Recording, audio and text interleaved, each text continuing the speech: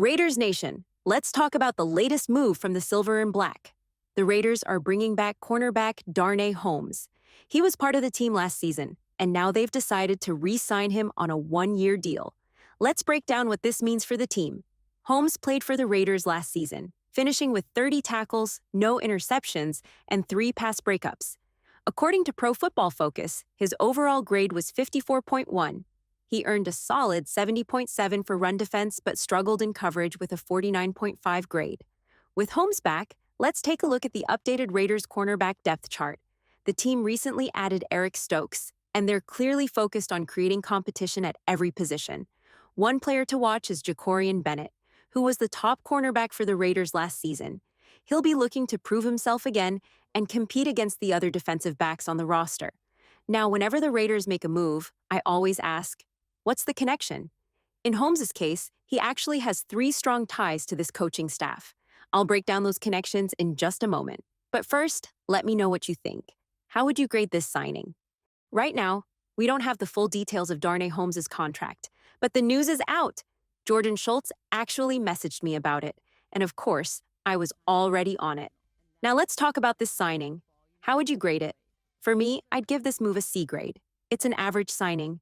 Holmes is mostly a depth piece, but he does have some strong connections to the team. First, Holmes was drafted in the 4th round in 2020 by the New York Giants. That immediately links him to Patrick Graham, who was the Giants' defensive coordinator before joining the Raiders. On top of that, Holmes played college football at UCLA, where Chip Kelly was the head coach from 2018 to 2023. So right there, we have 2 key connections. Beyond that, Holmes is already familiar with some of the Raiders' secondary and defensive system. I talked about him a lot last season, even wondering if the Raiders might bring him in, since things weren't going great for him with the Giants. And when they did, it was a decent move. Nothing groundbreaking, but solid for depth. The biggest hope now is that Holmes improves in coverage. In 2023, he had a 68.7 PFF coverage grade, which is better than before, but still an area that needs work. One thing I will say is that this coaching staff has done a solid job helping cornerbacks develop. Holmes isn't expected to be a starter, but he'll be competing for a spot on the 53-man roster. This isn't a move that's going to get fans overly excited, and that's understandable. But it does make sense when you look at the connections.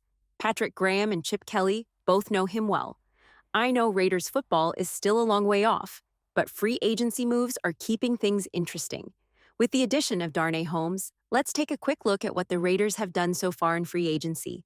One thing I mentioned earlier is connections, and that has been a major theme in the team's signings. Take Alex Kappa, for example. He was the first move the Raiders made, and a big reason for that was John Spytek, who was involved in drafting him back in Tampa Bay. Then, of course, there's Max Crosby. If you don't know why he's a key part of this team, this might be your first time tuning in. Other moves include Geno Smith, who has ties to Pete Carroll's coaching staff. Adam Butler was brought back because of his connection to Patrick Graham and Rob Leonard. Then there's Jeremy Chinn, who had a career year under Dan Quinn last season. And speaking of Quinn, he was the defensive coordinator for Pete Carroll, so that connection likely played a role in bringing in Malcolm Kuntz and Lonnie Johnson Jr. The Raiders are clearly building a roster based on familiarity and trust, making sure players fit within their system. The big question now is how all these moves will come together on the field. Many believe that Elandon Roberts had his best season under Marcus Robinson and Joe Woods, who are now part of the Raiders' defensive staff. Rob Leonard also played a big role in Roberts' development, so that connection makes sense as well. Now, when it comes to Eric Stokes, there isn't an obvious connection like with other players. But my guess? The Raiders saw a former first-round pick with great athleticism and a competitive mindset, and they wanted to give him a shot. Another familiar face is Raheem Mostert, who played under Chip Kelly back in 2015 and 2016.